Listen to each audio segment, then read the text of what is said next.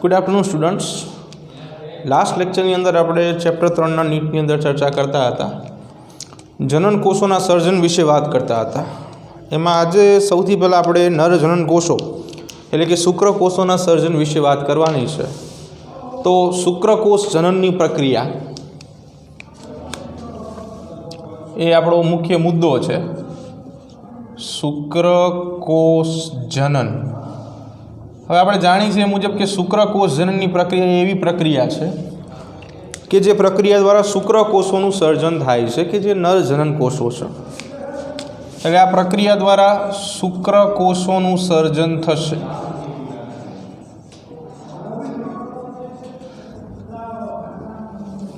બરાબર। હવે શુક્રકોષોનું સર્જન શુક્રકોષ જનન દ્વારા થાય છે। એ પ્રક્રિયાની અંદર સૌથી પહેલાં આપણે વાત કરીએ કે શુક્રકોષ જનનની પ્રક્રિયા અને ત્યારબાદ આપણે એના ઉપર અસર કરતા કેટલાક અંતઃસ્ત્રાવ વિશે ચર્ચા કરશું। તો શુક્રકોષ જનનની પ્રક્રિયા જે છે એ જે મુજબ આપણે વાત કરી કે પીજી સીએસ સેલ્સ જે છે એના દ્વારા પ્રક્રિયા જે છે થતી હોય છે। તો શરૂઆત જે છે એ આપણે કરીએ કે શુક્રકોષ જનનની પ્રક્રિયાની શરૂઆત કઈ રીતે થાય છે। તો શુક્ર સર્જક કોષો નામના કોષો, શુક્ર સર્જક કોષો કે જે 2n પ્રકારના હોય છે। આવા પ્રશ્નો પણ ઘણી વખત પૂછાતા હોય છે નીટમાં, એટલે ખાસ ધ્યાનમાં રાખીને આપણે સમજશું। શુક્ર સર્જક કોષો 2n ટાઈપના છે, બરાબર। તો એ શુક્ર સર્જક કોષો કે જે 2n પ્રકારના છે એની અંદર 44 રંગસૂત્ર પ્લસ XY હશે। 44 રંગસૂત્ર પ્લસ XY જે છે એ શુક્ર સર્જક કોષોની અંદર હશે, એટલે કે દ્વિકીય પ્રકારના કોષો બનશે। હવે આ શુક્ર સર્જક કોષો બહુગુણન નામના એક તબક્કામાંથી પસાર થશે અને બહુગુણન તબક્કામાંથી પસાર થયા બાદ બહુગુણન તબક્કો, અગત્યનો તબક્કો બહુગુણન તબક્કો કે જેમાંથી આ કોષો જે છે એ પાસ આઉટ થશે, પસાર થશે અને પસાર થઈ ગયા બાદ આ શુક્ર સર્જક કોષો જે છે એ અહીંયા સમસૂત્રી ભાજનની પ્રક્રિયા દર્શાવે છે। બહુગુણન તબક્કાની અંદર પ્રક્રિયા પણ સમસૂત્રી ભાજનની જ થશે। સમસૂત્રી ભાજનની પ્રક્રિયા થશે બહુગુણન તબક્કામાં।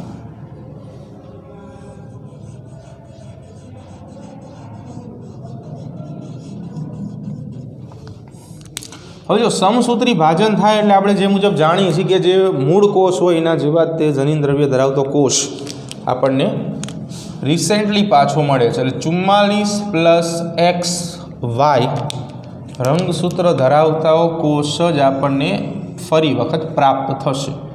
સમસૂત્રી ભાજનની પ્રક્રિયા થશે બહુગુણન તબક્કાની અંદર અને એના કારણે આપણને ફરી વખત આ કોષ મળશે। આ પણ શુક્ર સર્જક કોષો જ કહેવાય, શુક્ર સર્જક કોષો।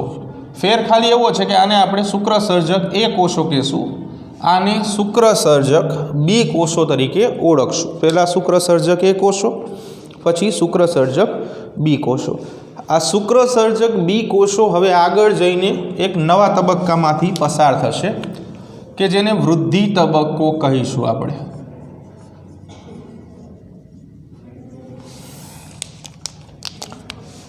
જેવા આ કોષો જે છે એટલે કે શુક્ર સર્જક કોષો બી એ વૃદ્ધિ તબક્કામાંથી પસાર થાય એટલે આ કોષોની વૃદ્ધિ થશે, કદમાં વધારો થાય, કોષરસમાં વધારો થાય। એટલે 44 પ્લસ XY જેવા કોષો જ સર્જાશે, પણ એનું કદ જે છે, કોષરસ છે, એનું પ્રમાણ જે છે એ શું થઈ ગયું હશે, વધી ગયું હશે કે જે વૃદ્ધિ તબક્કામાંથી પસાર થયા હોવાની માહિતી જે છે એ આપે છે। હવે અહીંયા જે કોષ મળે છે એને આપણે નામ આપશું પ્રાથમિક પૂર્વ શુક્રકોષ. પ્રાથમિક પૂર્વ શુક્રકોષ. પ્રાથમિક પૂર્વ શુક્રકોષ જે છે હવે ખરેખર પરિપક્વ તબક્કાની અંદરથી પસાર થશે, જેની અંદર પહેલી પ્રક્રિયા અર્ધીકરણની થશે. અહીંયા સૌથી પહેલી પ્રક્રિયા જે છે એ અર્ધીકરણ 1 થશે. અર્ધીકરણ 1 કે જેનું બીજું નામ છે અર્ધસૂત્રી ભાજન. હવે અર્ધીકરણ 1ની અંદર આપણે જાણીએ છીએ કે કોષ જે છે એની અંદરના જનીન દ્રવ્ય જે છે એ અડધા અડધા થઈ જશે. એટલે કે 44ની જગ્યાએ 22 + x અને 22 + y આવા કોષો જે છે એ બનશે. 22 + x 22 + y. હવે આ કોષો ફરી વખત બીજી પ્રક્રિયા દર્શાવશે કે જેને અર્ધીકરણ 2 કહેવામાં આવશે. શું કહેશું? અર્ધીકરણ 2, જેનું બીજું નામ છે સમસૂત્રી ભાજન. અને આપણે જાણીએ છીએ કે અર્ધીકરણ 2ની અંદર ઘટકો જે છે, કોષો જે છે એ વધશે, પણ રંગસૂત્ર જે છે એ જેવા હતા એવા જ રહેશે. એટલે 22 + x 22 + x, બીજી રીતે 22 + y 22 + y. એટલે કે અર્ધીકરણ 2ની પ્રક્રિયા જ્યારે સંપૂર્ણપણે પૂરી થઈ જશે એના કારણે તમને 4 કોષો મળશે, જે બધા એકકીય કોષો હશે. આ આખી પ્રક્રિયા જે છે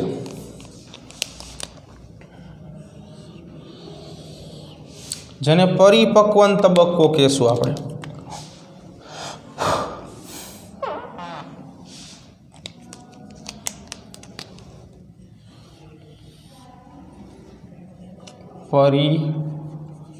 પરિપક્વન તબક્કો.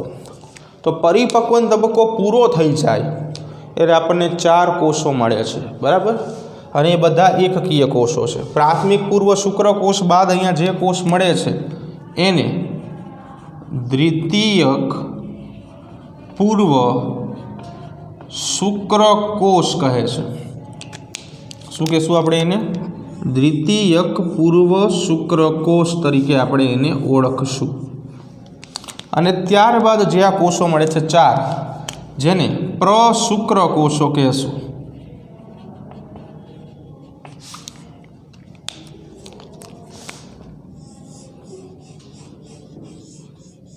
શું કહેશું? પ્રશુક્રકોષો તરીકે આપણે એને ઓળખશું. આવી રીતે ઉપરની બાજુથી શરૂ કરીએ. શુક્રસર્જક કોષો, એ પ્રકારના શુક્રસર્જક કોષો, બી પ્રાથમિક પૂર્વ શુક્રકોષ, દ્વિતીય પૂર્વ શુક્રકોષ, પ્રશુક્રકોષ.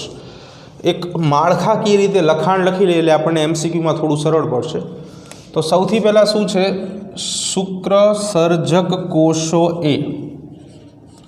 શુક્રસર્જક કોષો એ. ત્યારબાદ શું ઉત્પન્ન થાય છે? તો કે તેમાંથી શુક્રસર્જક કોષો બી ઉત્પન્ન થશે. શુક્રસર્જક કોષો બી ઉત્પન્ન થશે. ત્યારબાદ પ્રાથમિક પૂર્વ શુક્રકોષનું સર્જન થશે. પ્રાથમિક પૂર્વ શુક્રકોષ. ત્યારબાદ દ્વિતીયક પૂર્વ શુક્રકોષનું સર્જન થશે. ત્યારબાદ પ્રશુક્રકોષ બનશે. હવે આની અવસ્થા લખવી જરૂરી છે. આ 2n એટલે કે કેવા છે? દ્વિકીય છે. આ પણ 2n એટલે કેવા છે? દ્વિકીય છે. આ પણ 2n એટલે કે કેવા છે? દ્વિકીય છે. આ સિંગલ n એટલે કે કેવા છે?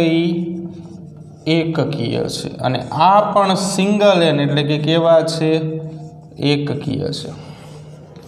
રંગસૂત્રોની સંખ્યા કદાચ પૂછાય તો આ 46 રંગસૂત્ર ધરાવે છે શુક્રસર્જક કોષો એ પ્રકારના, શુક્રસર્જક કોષો બી પ્રકારના 46 રંગસૂત્ર ધરાવે છે। પ્રાથમિક પૂર્વ શુક્રકોષ 46 રંગસૂત્ર ધરાવે છે। દ્વિતીય પૂર્વ શુક્રકોષો 23 રંગસૂત્ર ધરાવશે અને પ્રશુક્રકોષો 23 રંગસૂત્ર ધરાવશે। આ બધા MCQની અંદર પૂછાય એટલે ખાસ ધ્યાન રાખવાનું છે, નાની નાની બાબતોને ધ્યાનમાં રાખશું। ચાલો, અહીંયા પ્રક્રિયા પૂરી થતી નથી। અહીંયા માત્ર શુક્રકોષ જનનની અંદર આપણે છેલ્લે પ્રશુક્રકોષો સુધીની પ્રક્રિયાઓ જોઈ, બરાબર। અહીંયા વૃદ્ધિની ક્રિયા થાય છે એ એક લખવાનું બાકી રહી ગયું। હવે આના પછી હજી એક પ્રક્રિયા થાય છે કે જેને શુક્રકાયાંતરણ કહેવામાં આવે છે। એટલે પ્રશુક્રકોષ હવે શુક્રકાયાંતરણ નામની પ્રક્રિયામાંથી પસાર થશે। શુક્રકાયાંતરણની પ્રક્રિયા એક એવી પ્રક્રિયા છે કે જેની અંદર શુક્રકોષને તરવા માટેના અનુકૂલનો પ્રાપ્ત થશે અને એના કારણે શુક્રકોષ જે છે એ તરીને ગર્ભાશયમાંથી અંડવાહિની સુધી પહોંચી શકશે। એટલે શુક્રકાયાંતરણની પ્રક્રિયા અગત્યની રહેશે। તો શુક્રકાયાંતરણની પ્રક્રિયા પૂર્ણ થયા બાદ શુક્રકોષોનું દેહ જે છે એ પ્રાપ્ત થાય છે।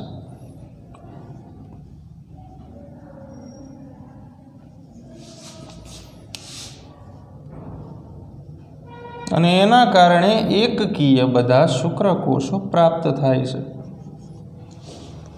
તો શુક્રકાયાંતરણ બાદ જે આ 4 બને છે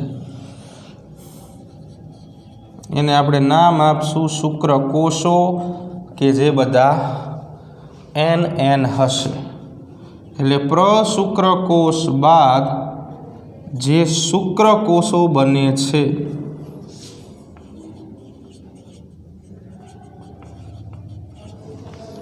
એની અંદર પણ રંગસૂત્રની સંખ્યા 23 જ હશે અને N એટલે કે એકકીય સ્વરૂપે જોવા મળશે। હવે તમે અહીંયા સમજી શકો છો કે XX અને YY બે જુદા પડે છે। એટલે કે આપણે તમે વિચારો કે 22 + X 22 + X 22 + Y 22 + Y એમ કહી શકાય કે X રંગસૂત્ર જે છે એ માદાનું પ્રતિનિધિત્વ કરે છે। તો અહીંયા બે એવા X રંગસૂત્ર જોવા મળે છે। આમ જોવા જઈએ તો 25%, 25%, 25% અને 25% એવા 4 પાર્ટ પાડીએ છીએ, પણ આ બે ભેગા થઈને 50% માદા માટેના લક્ષણ આપશે અને 50% જે છે એ નરપણાના લક્ષણ આપશે। માદા લક્ષણો માટે જવાબદાર અને નર લક્ષણો માટે જવાબદાર। એટલે આના ઉપરથી આપણે એમ પણ સમજી શકાય છે કે આવનારું બાળક નર બનશે કે માદા એની સંપૂર્ણ જવાબદારી જે છે એ નર ઉપર હશે અને સંભાવના બેની કેવી છે 50% 50% છે। તો આ શુક્રકોષ જનનનો આખો ચાર્ટ છે। કયા કયા ઘટકો છે, રંગસૂત્ર કેટલા છે, બંધારણ શું છે, બધું અહીંયા લખી નાખ્યું છે। વિકલ્પો આવી રીતે પૂછાતા હોય છે, ખાસ ધ્યાન રાખવાનું।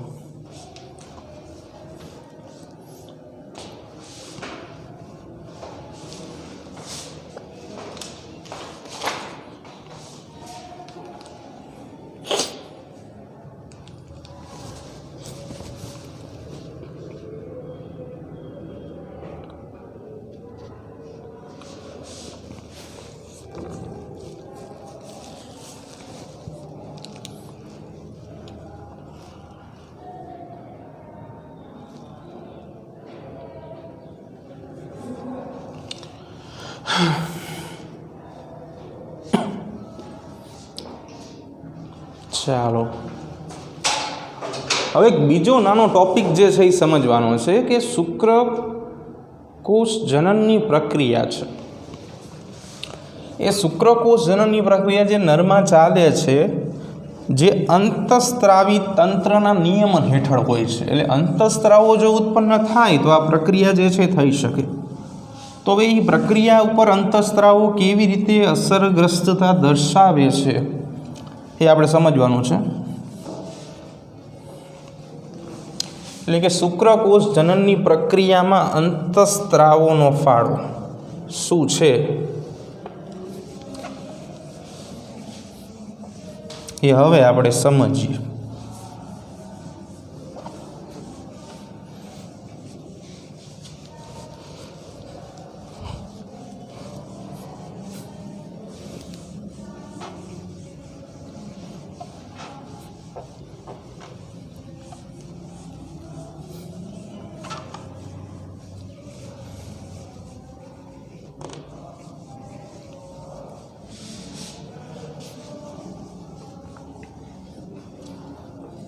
ચાલો તો હવે વાત કરીએ શુક્રકોષ જનનની અંદર અંતઃસ્ત્રાવોનો ફાળો.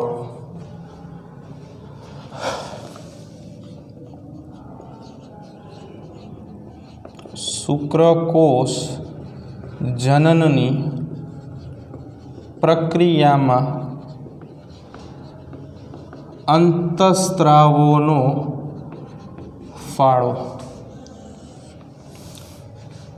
શુક્રકોષ જનનની પ્રક્રિયામાં અંતઃસ્ત્રાવો કેવી રીતે પોતાનો ફાળો અથવા યોગદાન આપે છે. તો જો આના માટે અંતઃસ્ત્રાવી ગ્રંથિઓ થોડીક સમજવાની છે. 11 સાયન્સમાં 22મું ચેપ્ટર ભણી ગયા છીએ આપણે. એમાં અંતઃસ્ત્રાવી ગ્રંથિ વિશે માહિતી હતી. એમાં સૌથી પહેલાં તમે નામ સાંભળેલું હશે હાઇપોથેલેમસ ગ્રંથિ. હાઇપોથેલેમસ ગ્રંથિ જે છે એના વિશે વાત કરીએ. આ હાઇપોથેલેમસ ગ્રંથિ જે છે એ એક સ્ત્રાવ ઉત્પન્ન કરશે અને જેના કારણે એ પિટ્યુટરી ગ્રંથિને સંદેશો આપશે. હાઇપોથેલેમસ ગ્રંથિ એક અંતઃસ્ત્રાવ ઉત્પન્ન કરી અગ્ર પિટ્યુટરી ગ્રંથિ. પિટ્યુટરી ગ્રંથિના 3 ભાગો હતા: અગ્ર પિટ્યુટરી ગ્રંથિ, મધ્ય પિટ્યુટરી ગ્રંથિ અને પશ્વ પિટ્યુટરી ગ્રંથિ. એ અંતઃસ્ત્રાવનું નામ છે GnRH, એટલે કે ગોનેડોટ્રોફિન રિલીઝિંગ હોર્મોન.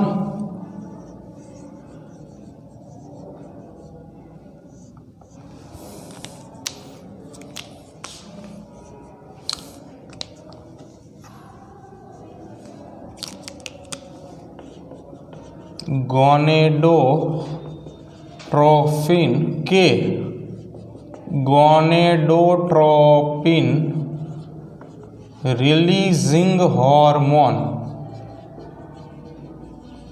આ GnRHનું પૂરું નામ છે.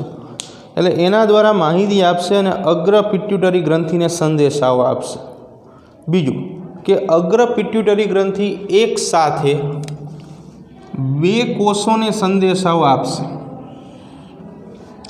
એમાં એક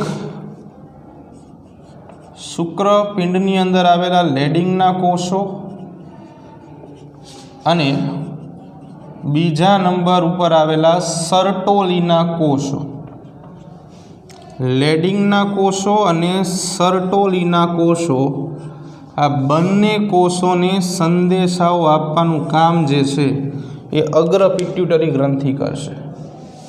પણ આ સંદેશાઓ એમને એમ નથી અપાતા, પણ એના માટે અમુક અંતઃસ્ત્રાવોની જરૂર પડે. જેમ કે લેડિંગના કોષો માટે LH અંતઃસ્ત્રાવ જે છે એ જવાબદાર છે. LH અથવા તો ISCH, આ બંને અંતઃસ્ત્રાવ જે છે એ અહીંયા ઉપયોગી બનશે. LH જાણી છે આપણે, અને બીજું નંબર ICSH.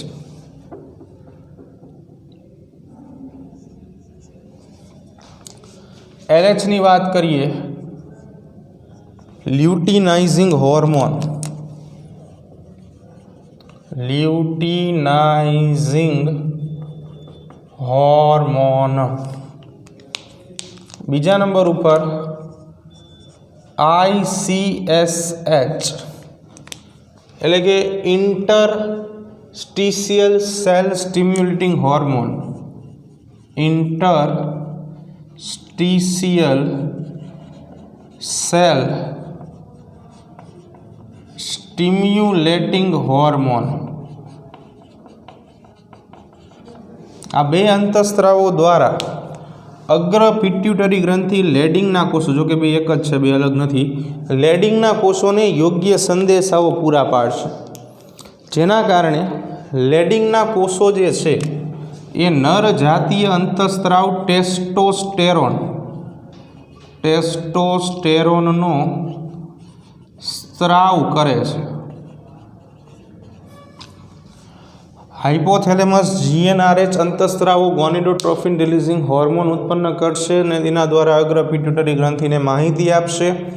અગ્ર પિટ્યુટરી ગ્રંથિ જે છે LS કે ICSH દ્વારા લેડિંગના કોષોને એક્ટિવ કરશે કે જે ટેસ્ટોસ્ટેરોન નર જાતીય અંતઃસ્ત્રાવનો સ્ત્રાવ કરશે।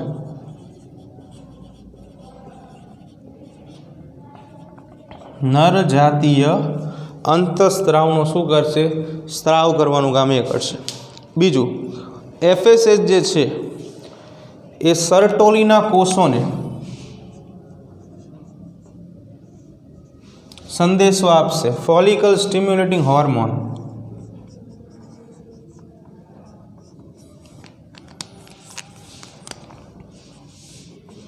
Follicle stimulating hormone. આ ફોલિકલ સ્ટિમ્યુલેટિંગ હોર્મોન જે છે એ સર્ટોલીના કોષોને સંદેશાઓ આપશે કે જે ABP અને વધુ માત્રામાં શુક્રકોષ જનન દર્શાવશે। આ સૌથી પહેલાં ABPનો સ્ત્રાવ કરશે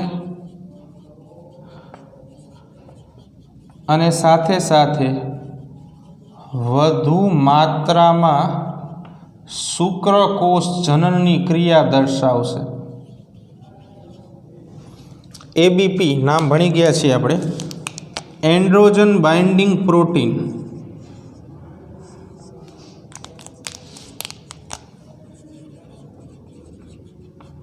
એન્ડ્રોજન બાઇન્ડિંગ પ્રોટીન ABP તરીકે ઓળખાશે। ABP જે છે એ શું કરે છે? તો કે સૌથી પહેલાં ABPના કાર્ય જોઈ લઈએ। કાર્યો શુક્રકોષ જનનની પ્રક્રિયા જનરલી સામાન્ય દરે ચાલતી હોય, પણ ABP જે છે એ શુક્રકોષ જનનની પ્રક્રિયાનો વેગ વધારે છે। એટલે પહેલું જ કાર્ય છે શુક્રકોષ જનનની પ્રક્રિયાનો વેગ વધારે। નંબર 2, શુક્રોત્પાદક નલિકાની અંદર ટેસ્ટોસ્ટેરોનનું પ્રમાણ વધારશે, જેના કારણે શુક્રકોષો જે છે એ વધુ માત્રામાં ટેસ્ટોસ્ટેરોન યુક્ત બને। શુક્રોત્પાદક નલિકાની અંદર શું કરશે? ટેસ્ટોસ્ટેરોનનું પ્રમાણ અથવા તેનું સંકેન્દ્રણ વધારી નાખશે। શુક્રોત્પાદક નલિકામાં ટેસ્ટોસ્ટેરોનનું સંકેન્દ્રણ અથવા તો પ્રમાણ વધારે છે, જેના કારણે એ વધુ ટેસ્ટોસ્ટેરોન યુક્ત શુક્રકોષોનું સર્જન થશે। બીજું કે અહીંયા ટેસ્ટોસ્ટેરોનના પણ કંઈક કાર્ય છે।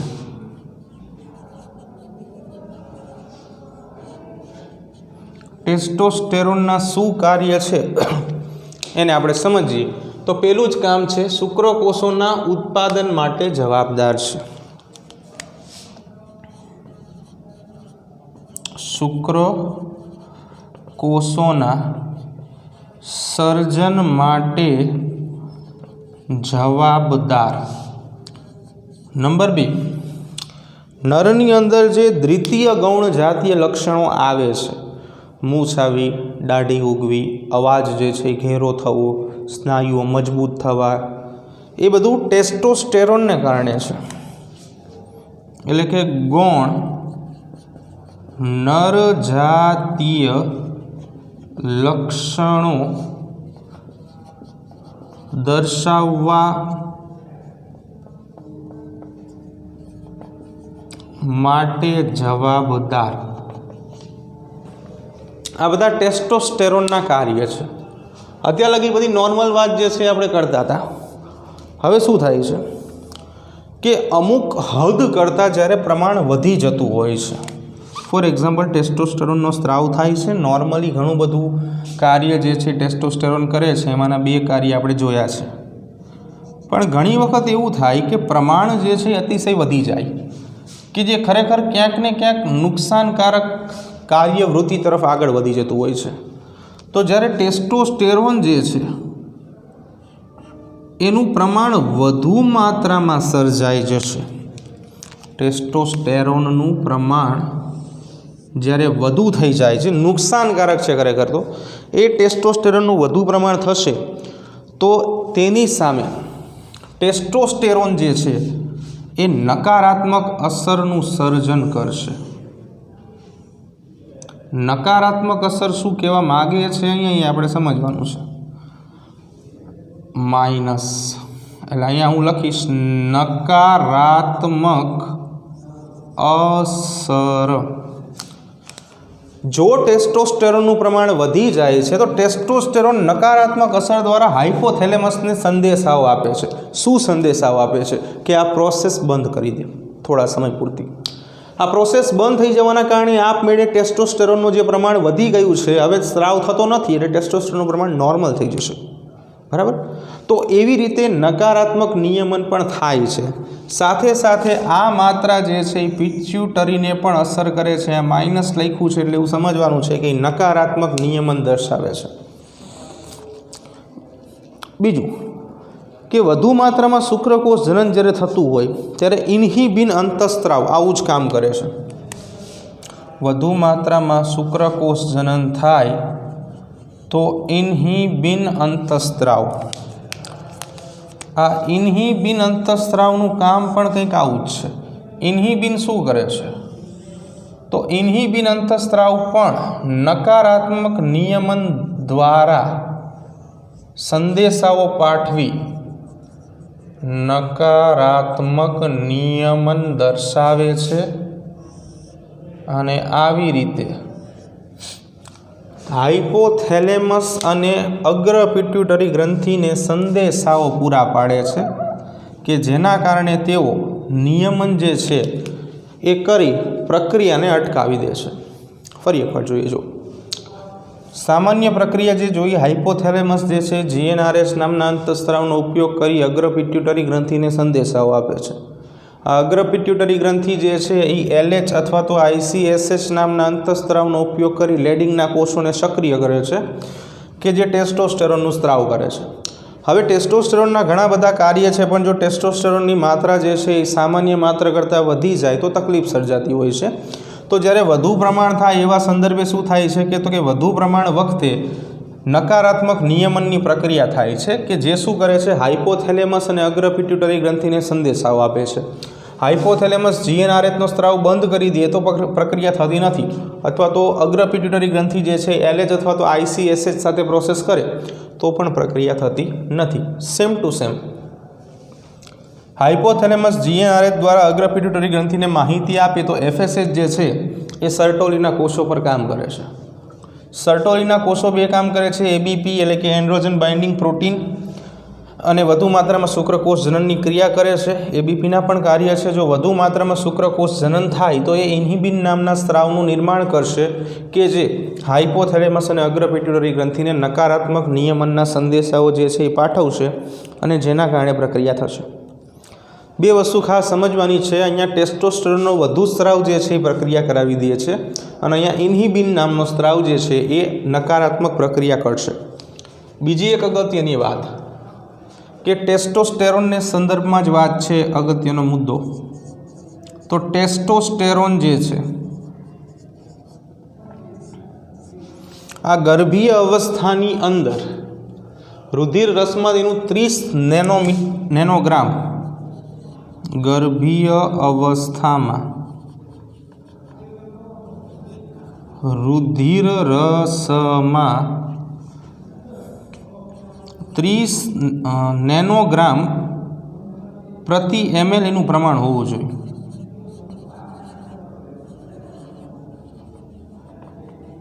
પ્રમાણ હોય તો શુક્રપિંડ ઉતરી આવે છે, તો નીચે વૃષણ કોથળીમાં ઉતરી આવે છે. એટલે આ પ્રમાણ જે છે એ પણ ઘણું બધું અગત્યનું જે છે એ રહેશે, બરાબર, પ્રોસેસ કરવા માટે. ઓકે, તો અહીંયા સમજી શકો છો કે જે ઇન્હિબિન છે આ સ્ત્રાવ પણ શું કામ કરે છે? નકારાત્મક નિયમનમાં અગત્યની ભૂમિકા ભજવશે. નકારાત્મક નિયમન કરે. એટલે નકારાત્મક નિયમન કેવી રીતે કરે છે? તો કે વધુ માત્રામાં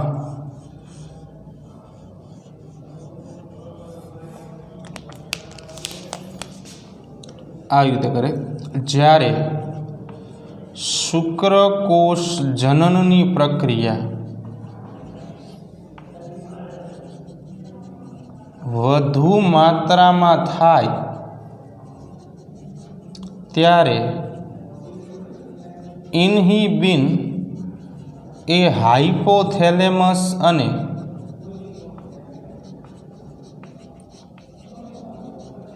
અગ્ર પિટ્યુટરી ગ્રંથિને સંદેશાઓ પાઠવીને આ પ્રોસેસ બંધ કરાવે છે. સંદેશાઓ પાઠવે છે કે જે ખરેખર નકારાત્મક નિયમન છે.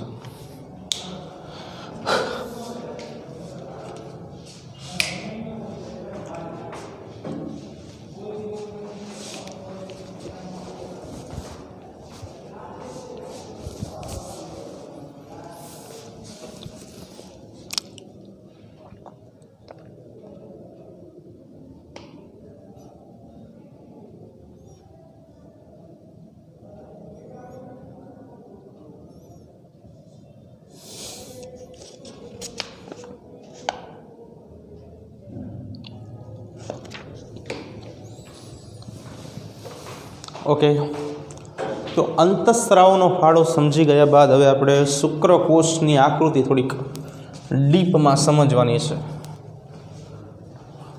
ચાલો હવે શુક્રકોષની આકૃતિ સમજીએ.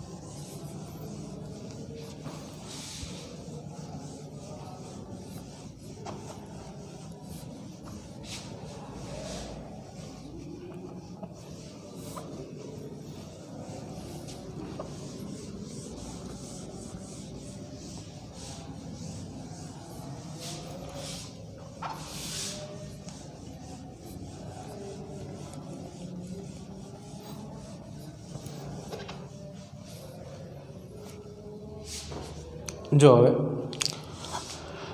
શુક્રકોષની આકૃતિ જે છે એ સમજીએ અને થોડીક માહિતી મેળવીએ.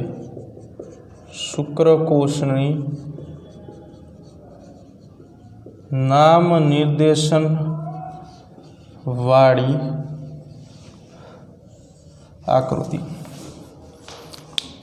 તો સૌથી પહેલાં શુક્રકોષ જે છે આપણે જાણીએ છીએ મુજબ 3 અલગ અલગ ભાગોમાં વિભાજિત થયેલી રચના છે.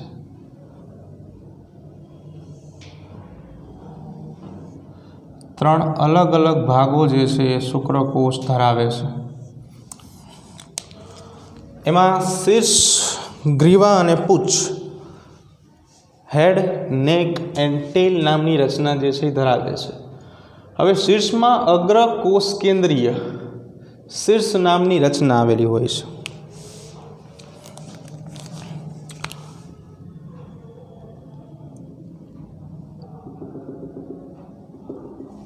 આ જે ભાગ તમે જુઓ છો એ અગ્ર કોષ કેન્દ્રીય શીર્ષ નામની રચના છે. અંદરની બાજુએ કોષ કેન્દ્રનો ભાગ આવેલો હોય છે.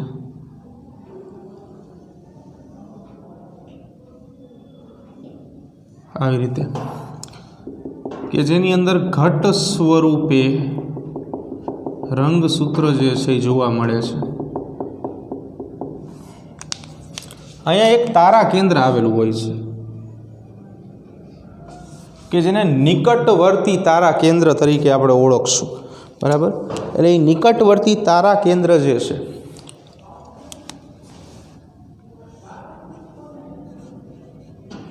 નિકટવર્તી તારા કેન્દ્ર, આ નિકટવર્તી તારા કેન્દ્રમાંથી અક્ષીય ભાગનું સર્જન થાય છે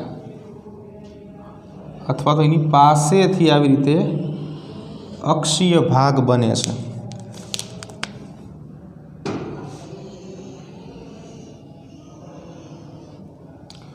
like this. તો નિકટવર્તી તારા કેન્દ્ર જે આપણે વાત કરી, બરાબર છે. અંદરની બાજુએ કોષ કેન્દ્ર આવેલું છે. like this. આ કોષ કેન્દ્ર છે.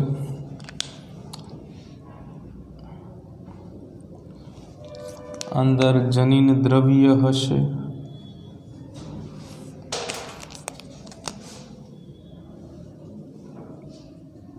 કોષ કેન્દ્ર, બરાબર. આ મુખ્ય અક્ષીય ભાગ છે, સેન્ટ્રલ. અને આખી પૂંછડી જે છે આપણે બનાવી નાખી છે, પણ વચ્ચેનો ભાગ જે છે એ ગ્રીવાનો ભાગ જે છે એ આપણે બનાવ્યો નથી. તો એમાં કણાભ સૂત્ર જોવા મળશે કે જે કણાભ સૂત્ર જે છે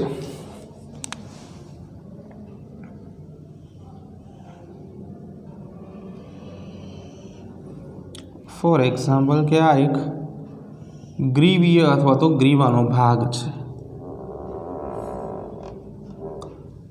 આવી રીતે, બરાબર. અહીંયા એક બીજું તારા કેન્દ્ર જોવા મળશે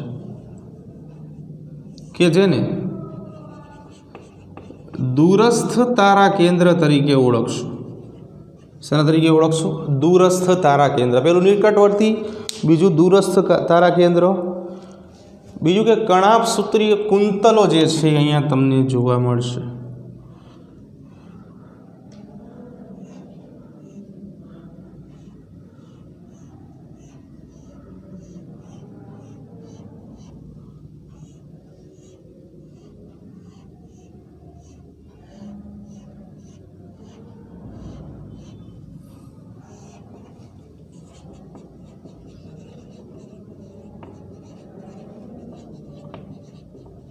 કુંતલ એ જોવા મળશે, બરાબર. અને આ ભાગ જાણો છે મુજબ પૂંછડીનો અંતિમ ભાગ છે. આખું શીર્ષ, ગ્રીવા અને પૂંછડી આવા ભાગોમાં વિભાજિત થઈ ગયેલું શુક્રકોષ જે છે એ આપણને જોવા મળશે. હવે રંગસૂત્ર દ્રવ્ય કે જે કોષ કેન્દ્રમાં છે એ ઘટ છે અને પ્રોટામિન નામનો બેઝિક પ્રકૃતિ ધરાવતો પ્રોટીન જોવા મળશે, પ્રોટામિન. તો અહીંયા જે રંગસૂત્ર દ્રવ્ય જોવા મળે છે એ રંગસૂત્ર દ્રવ્ય જે છે એ ઘટ છે અને બેઝિક પ્રકૃતિ ધરાવતો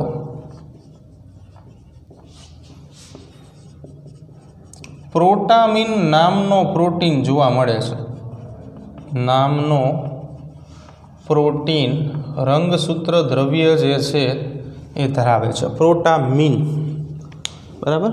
બીજું સાથે સાથે જે અગ્રકોષ કેન્દ્રીય શીર્ષની વાત કરી કે જેને સ્પર્મ લાઇસિન તરીકે ઓળખવામાં આવે છે.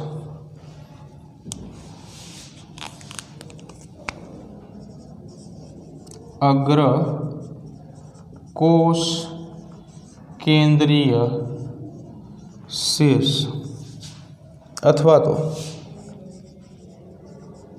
સ્પર્મ લાઇસિંગ. આનું કામ પણ અગત્યનું છે કે જે લાઇટિક નામનું એક ઉત્સેચક ધરાવે છે કે જે શુક્રકોષને અંડકોષમાં દાખલ થવા માટે ઉપયોગી બનશે. લાઇટિક ધરાવે કે જે આને અંડકોષમાં દાખલ થવા માટે અગત્યની ભૂમિકા જે છે એ આ પોતે ભજવશે.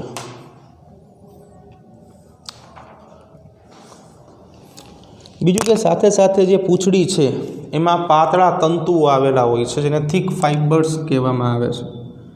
આવા